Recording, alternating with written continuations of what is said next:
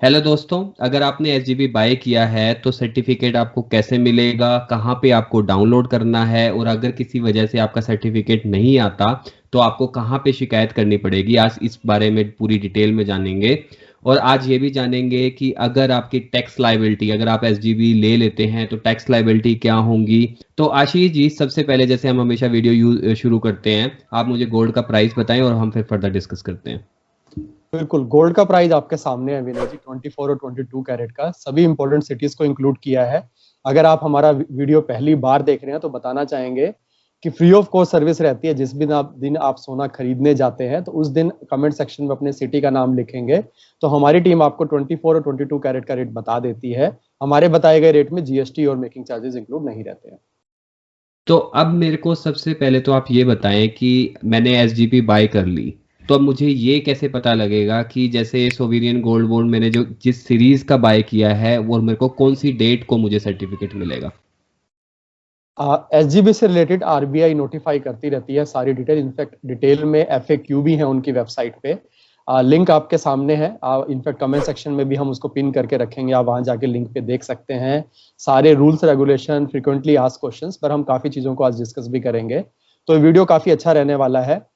इसके अलावा अगर हम बात करें विनय जी, जैसा आपने पूछा कि मुझे कब अपना सर्टिफिकेट मिल जाना चाहिए, तो जैसे आरबीआई सीरीज को नोटिफाई करती है उसके बाद जो डेट ऑफ इशू की डेट रहती है उस डेट पे आपको एक नोटिफिकेशन आता है ईमेल एड्रेस पे।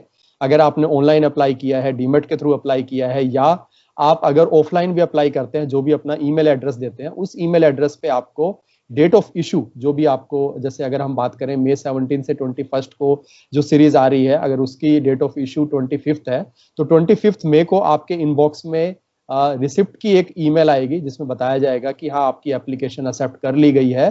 तो वो देख लें आप। उसके बाद उसके 7 से 8 वर्किंग डेज में आपको सर्टिफिकेट सेम मेल आईडी पे इशू हो जाता है विनय जी। तो आशीष जी, अब मुझे ये बताएं कि एसजीबी में मैंने अप्लाई कर लिया, मेरे पास ईमेल भी आ गई, बट मुझे अब सर्टिफिकेट खुद से डाउनलोड करना है, तो वो मैं कैसे डाउनलोड कर सकता हूँ। सर्टिफिकेट डाउनलोड करने के लिए एक और क्वेश्चन आता है कि सर्टिफिकेट तो उनके मेल पे आ गया है पर उसको वो ओपन नहीं कर पा रहे हैं क्योंकि फाइल का फॉर्मेट थोड़ा डिफरेंट रहता है। तो आज हम पूरा प्रोसेस जानेंगे। सबसे पहले जो भी आपने मेल आईडी अपना दिया है, अगर आपने पेपर फॉर्म में अप्लाई किया है वहां पर जो भी ईमेल आईडी दिया है, या ऑनलाइन अप्लाई किया है, तो उस ईमेल आईडी पे जाएंगे, वहां पर आप लिखेंगे ई कुबेर। इस ईमेल आईडी को सर्च करेंगे तो जैसे आप देख पा रहे हैं स्क्रीन पे भी ई कुबेर हेल्प डेस्क से आपको ईमेल आती है। और जैसा हमारी रिकमेंडेशन थी कि मार्च का एसजीबी आपको सब्सक्राइब करके चलना है, तो उसके हिसाब से हमने भी सब्सक्राइब किया था, मैंने पर्सनल भी सब्सक्राइब किया था, वो बिल्कुल सही समय था। बट अभी की सीरीज भी आप अप्लाई करके चल सकते हैं। और इनफैक्ट आप कमेंट सेक्शन में जब भी सीरीज अप्लाई करते हैं तो उससे पहले हमारी सर्विस ले सकते हैं, पूछ सकते हैं कि क्या आने वाली एसजीबी बेटर रहेगी, आपको इस एसजीबी में अप्लाई करना है। तो जैसे आप देख पा रहे हैं मार्च 9 को डेट ऑफ इशू थी, जो मार्च की सीरीज थी। तो वहां पर मुझे मार्च 9 को एक ईमेल आई थी ई कुबेर हेल्प डेस्क की तरफ से, जिसमें सर्टिफिकेट मुझे इशू होगा, मेरा एप्लीकेशन एक्सेप्ट कर ली गई है, उसकी एक नोटिफिकेशन आई थी। और मार्च 16 को जो कि आप 7 से 8 दिन के बाद जो वर्किंग डे बोलते हैं, उसके अंदर अंदर आपको ईमेल आ जाती है सर्टिफिकेट की। तो नेक्स्ट जैसा आप देखेंगे, मैंने पहली वाली ईमेल खोली है जो कि आपको दिखाना चाहता हूं कि किस तरीके का नोटिफिकेशन आता है। तो आपको एक पीडीएफ फाइल रहती है नोटिफिकेशन की, जैसा आप अभी देख पा रहे हैं। कंफर्मेशन फॉर्मेट इस तरीके से रहता है जहां पर आपको इशू रेफरेंस मिलता है, सिक्योरिटी कोड रहता है, एसजीबी किस सीरीज में आपने अप्लाई किया है, क्या अमाउंट आपने अप्लाई किया है, वो सारी डिटेल रहती है। इनफैक्ट आपका इन्वेस्टर का नेम वगैरह सारी चीजें रहती हैं। इसके अलावा कितनी यूनिट्स आप अप्लाई कर रहे हैं वो डिटेल रहती है, क्या इशू प्राइस आपको मिल रहा है वो डिटेल रहती है।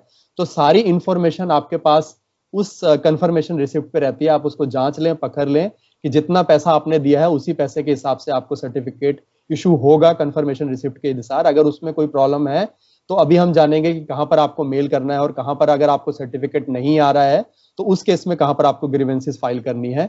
नेक्स्ट रहेगा जो मेल रहती है सर्टिफिकेट जो आपको इशू होता है। जैसा आप देखेंगे मार्च 16 को सर्टिफिकेट मुझे इशू हुआ था, और यहाँ पर जो फाइल फॉर्मेट है वहां पर वो कुछ एक अजीब सा रहता है, जिसको अगर आप ओपन करेंगे तो आप ओपन नहीं कर पाएंगे। तो इसको आपको सबसे पहले डाउनलोड करना पड़ेगा अपने पीसी पे, और वहां पर हम जैसे शो इन फोल्डर में जाएंगे, जैसे ही आप फोल्डर में जाएंगे तो वहां पर आपको उस समय पर उस फाइल का नेम चेंज करना है, फॉर्मेट चेंज करना है, वहां पर आपको एडिट करना है और उसके आगे .pdf लगाना है, क्योंकि आपको पीडीएफ फॉर्म में उस सर्टिफिकेट को ओपन करना है। सिक्योरिटी रीजन की वजह से वहां पर कोई फाइल फॉर्मेट नहीं रखा जाता है, तो इसीलिए काफी लोगों की शिकायत रहती है कि हम अपनी फाइल और सर्टिफिकेट नहीं खोल पा रहे हैं। तो आपको .pdf लगाना है, उसके बाद आप फाइल खोल पाएंगे। जैसा आप देख पा रहे हैं सर्टिफिकेट इस तरीके से दिखता है।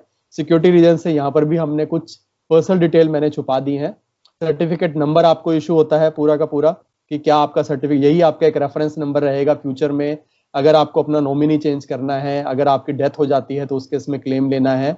इसके अलावा आपका नाम वहां पर लिखा रहता है, कितने यूनिट आपने अप्लाई किए हैं, कितनी राशि के लिए आपने टोटल आपने सब्सक्राइब किया है जो सर्टिफिकेट आपको इशू हुआ है, और उसमें बिल्कुल लिखा रहेगा कि आपको 2.5% का इंटरेस्ट रेट भी मिलता रहेगा। इसके अलावा वही इंग्लिश फॉर्मेट में रहेगा। तो ये सर्टिफिकेट आपके सामने है विनय जी। बहुत बढ़िया आशीष, तो आपने काफी डिटेल में बताया। अब आप मुझे ये बताएं कि मेरे पास सर्टिफिकेट आया ही नहीं, तो उस केस के अंदर मुझे कहाँ पे ईमेल करनी पड़ेगी? बैंक में करनी पड़ेगी जहाँ पे मेरा डीमेट अकाउंट है, वहां उनको फोन करना पड़ेगा, या फिर मुझे आरबीआई को कॉल करना पड़ेगा? तो कहाँ पे मुझे एग्जैक्टली ईमेल करनी पड़ेगी अगर ईमेल नहीं आई है तो? जो आपका प्राइमरी सोर्स है जहां से आपने अप्लाई किया है, चाहे वो डीमेट है या बैंक अकाउंट है, आप सबसे पहले वहां के कस्टमर केयर में ईमेल करेंगे अपने ट्रांजैक्शन आईडी के साथ। क्योंकि अगर आप पेपर फॉर्म में अप्लाई करते हैं तो आपको एक रिसीविंग लेनी होती है, वो आपको एक ट्रांजैक्शन आईडी देते हैं। वो ट्रांजैक्शन आईडी आपको संभाल के रखना है, वो पेपर में जाके देखें। अगर आपने ऑनलाइन अप्लाई किया है तो वहां पर भी आपको एक ट्रांजैक्शन आईडी मिला होगा। तो उस ट्रांजैक्शन आईडी के साथ आप अपने प्राइमरी सोर्स जो बैंक या डीमेट है उसको मेल करेंगे। वहां से आपको पूरी सहायता मिल जाएगी। वो लोग आपको ईमेल पे सर्टिफिकेट भेज देंगे। अगर आपके पास ईमेल पे किसी कारणवश नहीं आया है, अगर मेल आईडी गलत लिखा गया है, या इसके अलावा अगर बैंक की तरफ से कुछ डिले होता है, तो उस केस में आप आरबीआई से भी सहायता ले सकते हैं। स्पेशल एक ईमेल आईडी रखा गया है आरबीआई की तरफ से एसजीबी को लेके, जो sgb@rbi.org.in, इस पे आप ईमेल करके अपना सर्टिफिकेट मंगवा सकते हैं विनय जी। तो यहाँ पे अब मैं, एक व्यूअर का क्वेश्चन था कि अगर किसी की डेथ हो जाती है, उसने सोवेरियन गोल्ड बॉन्ड ले रखा है और 8 साल की लिमिट है, उसके बाद मेच्योरिटी होती है, but in the mean time उस किसी की डेथ हो जाती है जिसने ले रखा है, तो उस केस में मुझे मेच्योरिटी तक वेट करना पड़ेगा, या इस केस में मुझे क्या करना पड़ेगा एग्जैक्टली? नॉमिनेशन आपको जरूर भरना है, इस बात का आप ध्यान रखें। चाहे ऑनलाइन मोड से अप्लाई करें, चाहे ऑफलाइन मोड से अप्लाई करें। अगर नॉमिनेशन नहीं भरा है, आपके सर्टिफिकेट में नॉमिनेशन नहीं है, तो उस केस में बैंक के पास जाके एक नॉमिनेशन का फॉर्म एसजीबी का आप ले सकते हैं, उनको एक सबमिट कर सकते हैं। रिसीविंग उनसे आप जरूर लें। आपको ऑफलाइन मोड में ब्रांच विजिट करना पड़ेगा। नॉमिनेशन है तो प्रोसेस काफी इजी हो जाता है। उस केस में अगर अनफॉर्चुनेट केस में डेथ हो जाती है एसजीबी होल्डर की, तो नॉमिनी जो है वो बैंक को अप्रोच दोबारा से करेगा, वहां पर अपना क्लेम जारी करेगा कि मेरे जो भी अकाउंट है जिनके नाम पे था, उनकी डेथ सर्टिफिकेट देने के बाद अपना नॉमिनेशन के लिए अपना एक आईडी प्रूफ देना पड़ेगा। और जो सर्टिफिकेट उनको ईमेल में प्राप्त हुआ था उसका एक ट्रांजैक्शन आईडी या आपको सर्टिफिकेट नंबर लिखना पड़ेगा। वो लिखने के बाद आप बैंक में सारे दस्तावेज दे देंगे, तो बिल्कुल बैंक आपके नाम पे वो एसजीबी इशू कर देगा, आपके नाम पे ट्रांसफर हो जाएगा जो भी नॉमिनी रहते हैं। अगर नॉमिनी नहीं है तो बिल्कुल प्रोसेस थोड़ा लंबा रहता है। सक्सेशन सर्टिफिकेट भी आपको कोर्ट के माध्यम से बनवाना पड़ सकता है, जिसमें उत्तराधिकारी आपको प्रूव करना पड़ता है कि उस सर्टिफिकेट का कौन उत्तराधिकारी है।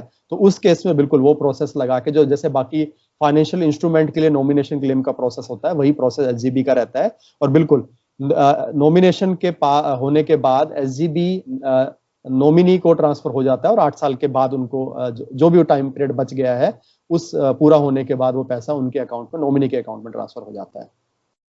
तो अब यहाँ पे मैं पूछना चाहूंगा, फॉर एग्जांपल मैंने सोवेरियन गोल्ड बॉन्ड बाय कर लिया, बट किसी इमरजेंसी के केस के अंदर मुझे बेचना पड़ सकता है, तो जो मुझे 2.5% इंटरेस्ट रेट मिला है वो मैं रख सकता हूँ, या फिर उसके ऊपर भी मेरे को पेनल्टी मिलेगी? और मेरे को कितने चार्जेस लगेंगे इसके ऊपर अगर मैं जल्दी बेचता हूँ तो? डीमेट फॉर्म में अगर आपने लिया है तो उस केस में आप एसजीबी को इशू होने के बाद कभी भी बेच सकते हैं, क्योंकि ये मार्केट पे लिंक रहता है, वहां पर एनएसई बीएसई पे लिस्ट हो जाता है, वहां से आप इसको बेच सकते हैं। काफी लोग सेकेंडरी मार्केट में बाय भी करते हैं, प्रीमियम भी मिलता है इनफैक्ट। तो अगर डीमेट अकाउंट से नहीं लिया है, बैंक से लिया है, तो उस केस में आप डीमेट, आपके पास अकाउंट है बाद में, तो लिंक करवा सकते हैं और बिल्कुल आपके अकाउंट में वो रिफ्लेक्ट होना शुरू हो जाएगा। अगर आप बेचते हैं तो उस केस में 2.5% जो भी आपको बेनिफिट थे वो नए यूजर को पास ऑन हो जाते हैं। उसके बाद से आपको कोई अलग से चार्जेस नहीं मिलते हैं, पेनल्टी भी कोई नहीं लगती है आपको, ऐसा नहीं है कि आपको कुछ अलग से पेनल्टी लगेगी। अगर डिस्काउंट पे बिक रहा है तो बिल्कुल आपको वो डिस्काउंट पे ही बेचना पड़ेगा। गोल्ड की जो मार्केट की वैल्यू रहेगी उसी मार्केट वैल्यू पे आपका जो एसजीबी है वो बिकेगा सेकेंडरी मार्केट में। इसके अलावा एक और चीज बताना चाहूंगा कि अगर आपने ऑफलाइन मोड में अप्लाई किया है, बैंक के थ्रू अप्लाई किया और आपके पास डीमेट अकाउंट नहीं है, तो 5 साल के बाद एक विंडो ओपन होता है, आरबीआई की तरफ से नोटिफिकेशन आता है। उस केस में बिल्कुल आप आरबीआई को या बैंक के माध्यम से अपना एसजीबी 5 साल के बाद बेच सकते हैं, मेच्योरिटी से पहले भी।